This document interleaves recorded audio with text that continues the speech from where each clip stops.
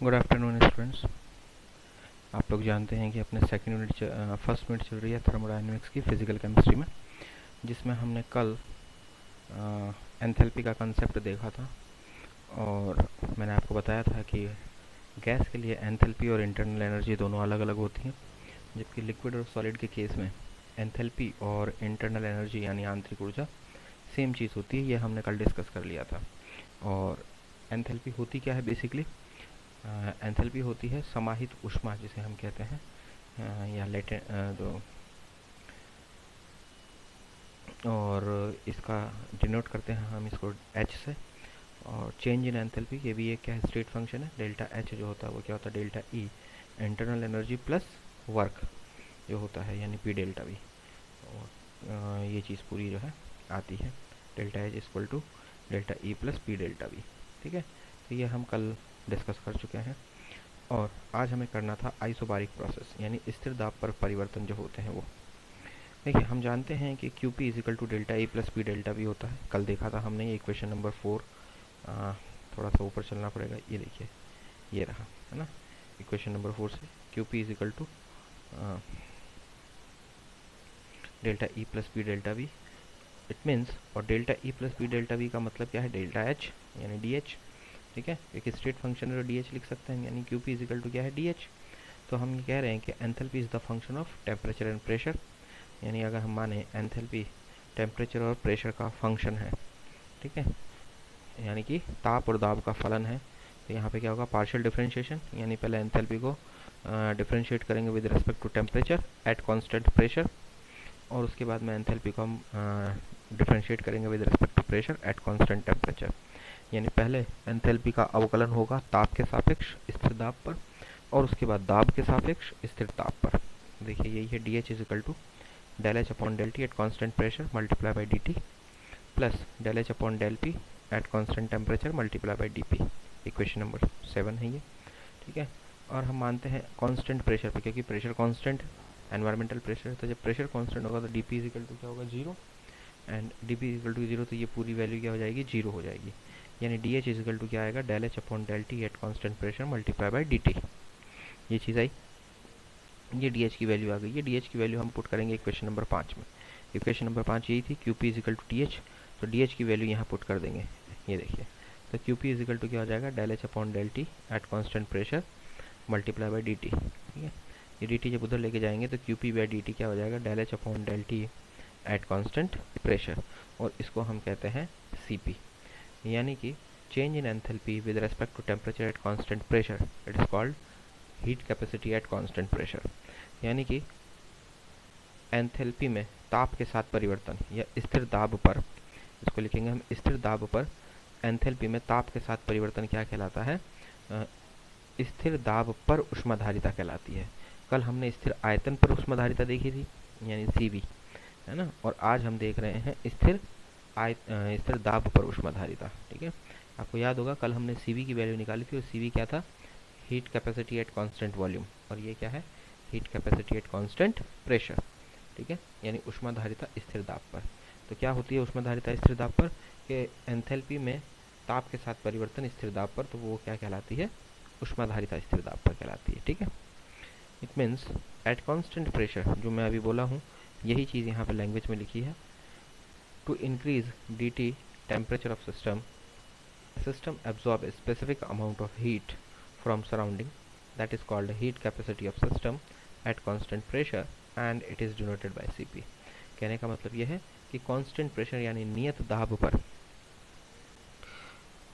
Temperature को increase करने के लिए, यानी एंथैल्पी इंक्रीज करने, बेसिकली टेम्परेचर इंक्रीज करने के लिए सिस्टम क्या करता है, सराउंडिंग से हीट एब्जॉर्ब करता है, और वो जितनी हीट एब्जॉर्ब करता है वो उसकी क्या कहलाती है, स्थिर दाब पर ऊष्माधारिता कहलाती है।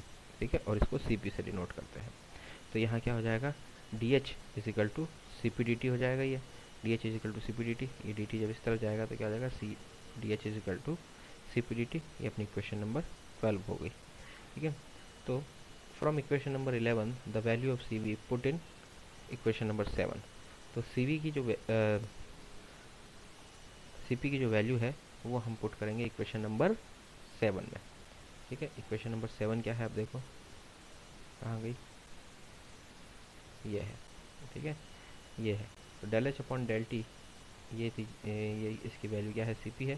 तो ये del H upon del T at constant pressure, तो del H upon del T at constant pressure, इसकी जगह क्या आ जाएगा, सी पी आ जाएगा, बस इतना ही अंतर है। तो ये देखिए हो जाएगा C P dot D T थाई, और del H upon del P at constant temperature D P, ये रहेगा ही रहेगा। और जब कांस्टेंट प्रेशर है तो D P is equal to zero, यानी ये पूरी वैल्यू जीरो हो जाएगी, यानी डी एच इजिकल टू क्या हो जाएगा, सी पी डी टी। ठीक है, अब इसका हम इंटीग्रेशन करेंगे between T one to T two, यानी ताप T1 से T2 तक इसका क्या करेंगे, समाकलन। ठीक है, एंथैल्पी का समाकलन तो क्या हो जाएगा, D2 माइनस डी वन, वो होएगा डेल्टा एच, यानी डी एच का समाकलन हो तो डेल्टा एच हो जाएगा। और सी पी डी टी का T1 से लेकर T2 तक समाकलन करेंगे हम। तो यहाँ पे क्या आएगा, सी पी कॉन्स्टेंट है, बाहर आ जाएगा, और डी टी का T1 से T2 तक जब आप समाकलन करते हो तो डेल्टा टी आता है। ठीक है, यानी T2 माइनस टी वन, और T2 माइनस टी वन क्या होता है, डेल्टा टी, यानी delta H is equal to C P delta T. ये क्वेश्चन नंबर 14 होगी। ठीक है, अब हम देखेंगे enthalpy of an ideal gas, यानी आइडियल गैस की एंथैल्पी क्या है। H is equal to E plus P V होता है, ये हम जानते हैं, एंथैल्पी का फॉर्मूला है ये। इसका पार्शियल डिफरेंशिएशन कर देंगे हम with respect to volume constant temperature, यानी नियत ताप पर आयतन के सापेक्ष इस पूरी इक्वेशन का क्या करेंगे हम, पार्शियल डिफरेंशिएशन करेंगे। तो आयतन के सापेक्ष करेंगे तो ये क्या हो जाएगा, del H upon del V at constant temperature, ये हो जाएगा del E upon del V at constant temperature, और ये पूरा आ जाएगा डेल ब्रैकेट में P V upon del V at constant temperature. ठीक है, और आइडियल गैस के लिए हम जानते हैं कि del E upon del V at constant temperature zero होता है, यानी नियत ताप पर आयतन के साथ आंतरिक ऊर्जा में परिवर्तन शून्य होता है। ठीक है, आयतन बढ़ता है लेकिन आंतरिक ऊर्जा में ना तो गैस जो है एनर्जी एब्जॉर्ब करती है, और ना ही गैस जो आइडियल गैस है वो ना तो एनर्जी एब्जॉर्ब करती है ना ही इमिट करती है। कल ये बता दिया था, कल हमने ये बात करी थी, जूल थॉमसन ने ये चीज़ बताई थी कि आइडियल गैस जब एक्सपैंड होती है तो ना तो वो एनर्जी एब्जॉर्ब करती है ना ही इमिट करती है। तो इंटरनल एनर्जी में चेंज कुछ नहीं हुआ था, यानी del E upon del V at constant temperature क्या होगा, जीरो। तो ये चीज़ क्या हो जाएगी, जीरो। ठीक है, और हमने कहा कि कांस्टेंट टेम्परेचर है तो कांस्टेंट टेम्परेचर पे पी वी इजिकल टू क्या होता है, कांस्टेंट होता है, बॉयल लॉ है, आप जानते हैं, P is inversely proportional to volume, तो P V is equal to constant आता है। अगर आपने गैसियस स्टेट पढ़ा है सेकेंड ईयर में तो वहाँ पे आप जानते हैं कि P V is equal to constant होता है। तो P V is equal to constant, तो del P V upon del V at constant temperature, क्योंकि नियत ताप पर कांस्टेंट टेम्परेचर, तो ये पूरी वैल्यू भी क्या हो जाएगी, जीरो। इसका मतलब ये वैल्यू भी जीरो, ये वैल्यू भी जीरो, यानी del H upon del V at constant temperature क्या होगा, जीरो। ठीक है, then we can say that del H upon del P at constant temperature is also zero. ठीक है, ये तो क्या था, एंथैल्पी में आयतन के सापेक्ष परिवर्तन स्थिर ताप पर। हम कह रहे हैं कि अगर स्थिर ताप पर एंथैल्पी में आयतन के सापेक्ष परिवर्तन शून्य है तो एंथैल्पी में स्थिर ताप पर दाब के सापेक्ष परिवर्तन भी क्या होगा, शून्य होगा।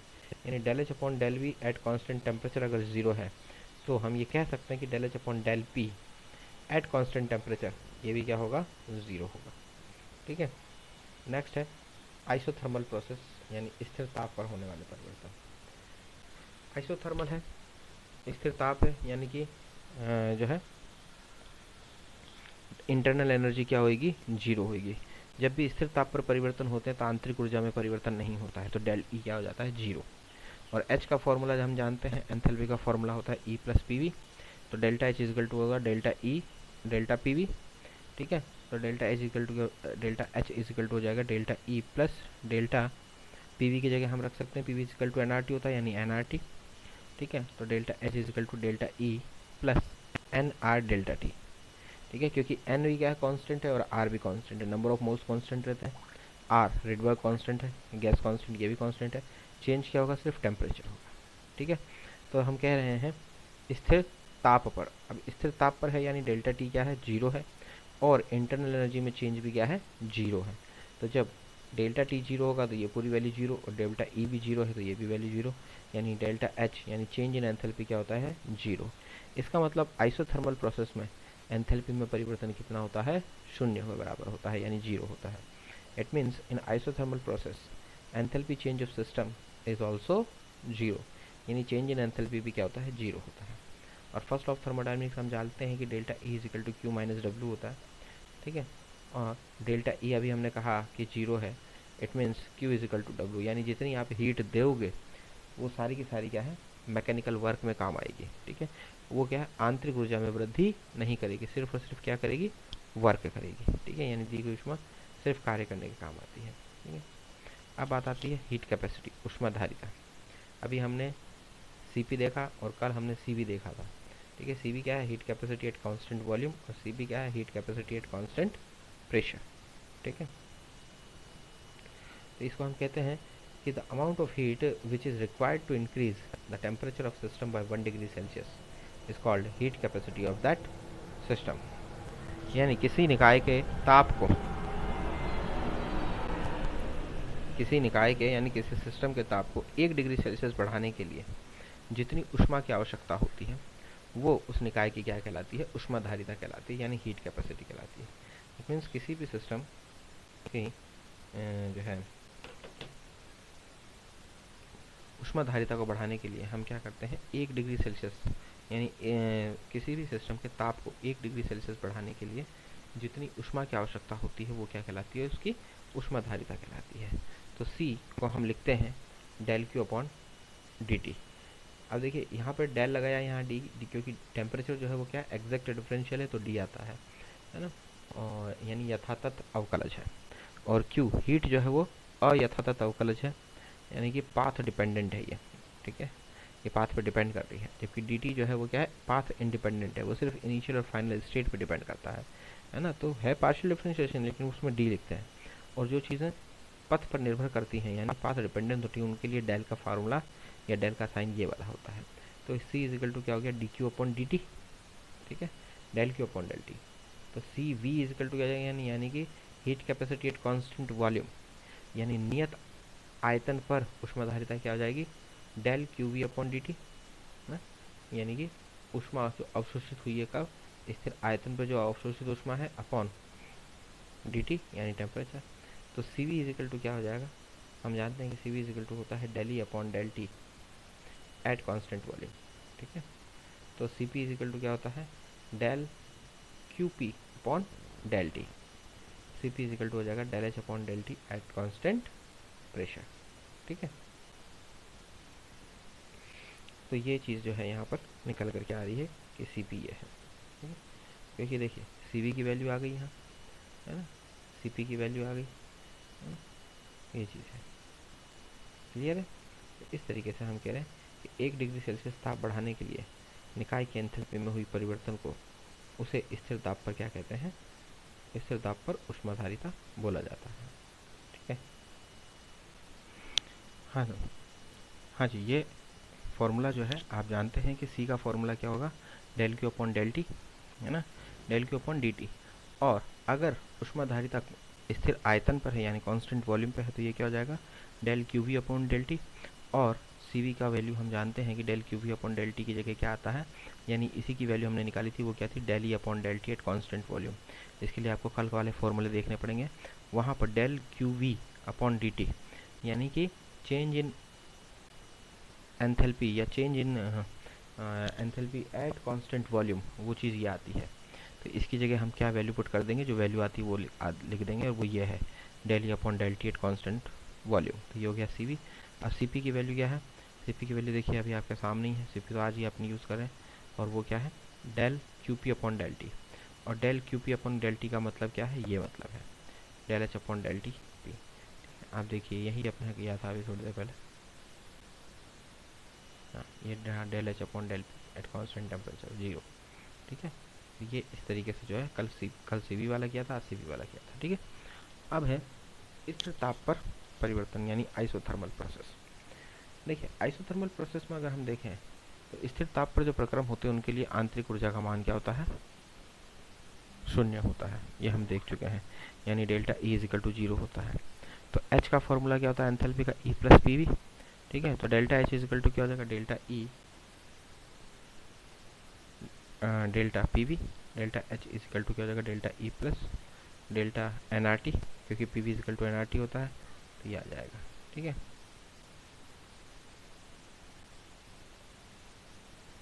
सॉरी ये मैं थोड़ा पीछे चला गया था, तभी मैं कहूँ कि ये दिक्कत क्या हो रही है, क्योंकि ये चीज़ें हमने पढ़ ली थी।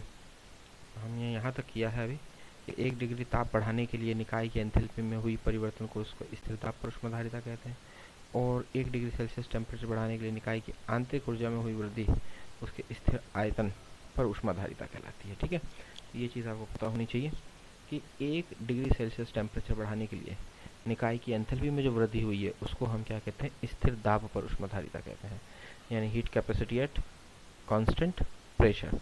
और 1 डिग्री सेल्सियस टेम्परेचर बढ़ाने पर निकाय की आंतरिक ऊर्जा उसकी स्थिर आयतन पर ऊष्माधारिता कहलाती है। ठीक है, स्थिर आयतन जो होता है उस पर ऊष्माधारिता कहलाती है। ठीक, उसके बाद में है relation between CP and CV. तो सीपी और सीवी के मान, सीपी का मान हमेशा जो है गैसों के लिए क्या होता है, सीवी से अधिक होता है, क्योंकि स्थिर दाब पर अवशोषित ऊष्मा का कुछ भाग गैस के ताप में वृद्धि के साथ साथ प्रसारित होती हुई गैस द्वारा वहन कार्य यानी पी डेल्टा वी करने में भी खर्च होता है, जबकि स्थिर आयतन पर अवशोषित ऊष्मा केवल गैस के ताप में हुई वृद्धि के लिए ही प्रयुक्त होती है। ठीक है, तो हम हमेशा ये कह रहे हैं कि सीपी का मान हमेशा सीवी से ज़्यादा होता है, क्योंकि स्थिर दाब पर यानी सीपी की हम बात करें, स्थिर दाब पर जो अवशोषित ऊष्मा का कुछ भाग जो है गैस द्वारा बाह्य कार्य करने में यानी पी डेल्टा वी करने में भी खर्च हो जाता है, जबकि स्थिर आयतन है अगर, तो स्थिर आयतन का मतलब डेल्टा वी जीरो यानी पी डेल्टा वी जीरो हो जाता है। तो स्थिर आयतन पर जो अवशोषित ऊष्मा है वो केवल ताप में वृद्धि करेगी। ठीक है, लेकिन जो स्थिर दाब पर अवशोषित ऊष्मा थी वो आंतरिक ऊर्जा में तो वो केवल केवल गैस के ताप में तो वृद्धि करती ही है, वो साथ में क्या है अदर वर्क भी करती हैं। ठीक है, तो जैसे C P minus C V is equal to क्या आ जाएगा, work done in expansion of gas, यानी गैस के प्रसार कार्य में, गैस के प्रसार में किया गया कार्य C P minus C V के बराबर होता है। तो C P minus C V is equal to क्या हो जाएगा, कार्य की वैल्यू आई तो पी डेल्टा वी, और अगर आइडियल गैस है तो P V is equal to R T, तो पी वी की जगह क्या आएगा, आर टी आएगा। ठीक है, if temperature is increase 1 degree Celsius then temperature is, अगर हम कहें टेम्परेचर को 1 डिग्री सेल्सियस बढ़ाया गया है, ठीक है, तो फॉर्मूला क्या बनेगा, देखिए टेम्परेचर क्या हो जाएगा टी प्लस वन, और वॉल्यूम क्या हो जाएगा वी प्लस डेल्टा वी, है ना, क्योंकि 1 डिग्री बढ़ाने पर जो वॉल्यूम में चेंज हुआ है वो क्या कहलाएगा, डेल्टा वी।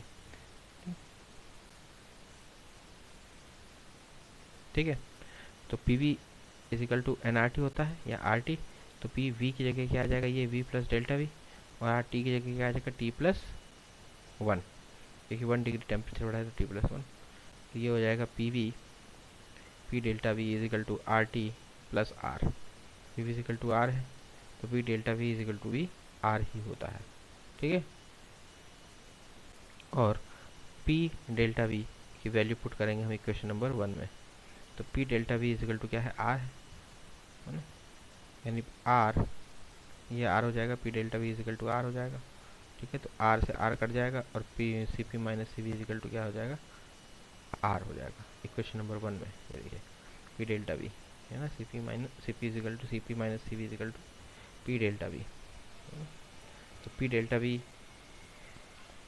जो P V plus P delta V is equal to R T plus R, और पी वी इजिकल टू क्या है, आर टी है, तो पी वी से आर टी कट जाएगा और P delta V is equal to क्या हो जाएगा, आर, और P delta V is equal to क्या होगा, आर होगा। ठीक है, यानी P delta V is equal to R, और ये वैल्यू हम पुट करेंगे, P delta V is equal to R, the value of P delta V put in equation number 1। Equation number 1 अगर आप देखें तो C P minus C V is equal to P delta V है, तो C P minus C V की value कितनी आ गई, आर के बराबर आ गई, तो value put in the equation यानी C P minus C V is equal to R, ये चीज़ होगी। अब वैसे ही लिया है कि enthalpy is the function of volume and temperature, यानी कि आयतन और ताप का फलन है, और जब आयतन और ताप का फलन तो पहले आयतन के यानी पहले ताप के सापेक्ष उसका अवकलन होगा और उसके बाद जो है आयतन के सापेक्ष उसका अवकलन होगा। ठीक है, तो वही क्या है यहाँ पार्शियल डिफरेंशिएशन है। देखिए डेल्टा ई यानी D E upon D T यानी टेम्परेचर के रेस्पेक्ट में है एट कांस्टेंट प्रेशर। ठीक है, is equal to del E upon del T at constant volume, है ना, और डी टी तो यहाँ भी नीचे आएगा डी टी, तो D T upon D T क्या हो जाएगा, कट जाएगा, इसलिए यहाँ कुछ नहीं आएगा, और del E upon del V इसका देखो क्या होगा, del E upon del V at constant temperature plus plus नहीं, multiply by del V upon del T at constant pressure. क्योंकि आप देखेंगे तो डेल वी से डेल वी कट जाएगा, ठीक है। तो बचेगा क्या, del E upon delta P, del V upon del T, del V upon जो है ये देखिए, डेल वी से डेल वी कट जाएगा तो del E upon del T बचेगा, ठीक है। तो इसलिए ये किया अपन ने। अब हम जानते हैं कि सी पी इजिकल टू क्या होता है, डेल्टा एच यानी del H upon del P at constant pressure. At constant pressure ये होता है, तो एच की वैल्यू क्या है, पी डेल्टा वी, वो भी रखेंगे, इन del upon del H P plus E plus P V, ठीक है, एट कांस्टेंट प्रेशर। तो सी पी इजिकल टू क्या हो जाएगा, del E upon del T at constant pressure plus P del V upon del T at constant pressure, ठीक है। ये equation number 4। और इस इक्वेशन नंबर 4 से जो वैल्यू है del E upon del T at P, वो पुट करेंगे equation number 4 to equation number 2 में। तो जैसे ही इसकी वैल्यू इक्वेशन नंबर 2 में पुट करेंगे तो ये हो जाएगा सी पी इजिकल टू, देखिए आप इक्वेशन नंबर 2 देखें अगर अपन, ये रही यहाँ, ठीक है, ये वैल्यू पुट करेंगे, देख लो वो ये सारी, minus P delta we upon delta T bracket में माइनस, ये थोड़ा सा ज़्यादा हो सकता है, ठीक है, बाकी सेम है सी पी। तो देखिए यहाँ पर क्या हो जाएगा, C P is equal to del E upon del T at constant volume plus ये बाहर इस तरफ ले लेंगे, यानी del V upon del T at constant pressure, और इसमें से हम क्या है कॉमन ले लेंगे, इसको इसके साथ में दिया है, ठीक है। आप देखेंगे तो ये क्या हो जाएगा, del V upon del T at constant pressure, ये बाहर ले लिया, तो इसमें से तो क्या बचेगा, सिर्फ पी, और ये एज इट इज अंदर आ जाएगा, यानी del E upon del V at constant temperature, क्योंकि ये इससे मल्टीप्लाई हो रहा है तो ये चीज़ आएगी, देखो, और जब ये इससे मल्टीप्लाई होगा तो ये चीज़ आएगी, ठीक है। And we know that C V is equal to del E upon del T at constant volume. C V की वैल्यू क्या होती है, del E upon del T at constant volume, ये होती है। तो इसकी जगह क्या आ जाएगा, सी वी आ जाएगा, और ये एज इट इज आ जाएगा पूरा, ठीक है। देन फॉर आइडियल गैस है तो del E upon del V at constant temperature, यानी नियत आइडियल गैस के लिए नियत ताप पर आयतन के साथ आंतरिक ऊर्जा में परिवर्तन क्या होता है, शून्य होता है, और P V is equal to R T है, तो del V upon del T at constant pressure, क्योंकि देखिए P V is equal to R T को हम ऐसे लिख सकते हैं, del V upon V upon T, V के नीचे आएगा टी, तो ये क्या हो जाएगा आर अपॉन पी, है ना। तो ऐसे ही हम इसको लिख रहे हैं। अब इसका पार्शियल डिफरेंशिएशन कर दें तो देखिए क्या होगा, del V upon del T at constant pressure, स्थिर ताप पर हमने इसका क्या किया, अवकलन किया है, ठीक है। और यहाँ क्या आएगा, आर अपॉन पी, ठीक है। तो the value from equation 8 and 9 इसमें रखेंगे into equation number, put the value of equation 8 and 9 into equation number 7। 8 और 9 से इक्वेशन है वो किसमें पुट करेंगे, 7 नंबर में। देखो 7 नंबर कहाँ था, यही था। तो C P is equal to C V रहेगा, और del V upon R upon P रहेगा, 0 प्लस पी, ठीक है। इक्वेशन नंबर 7 में डाला है।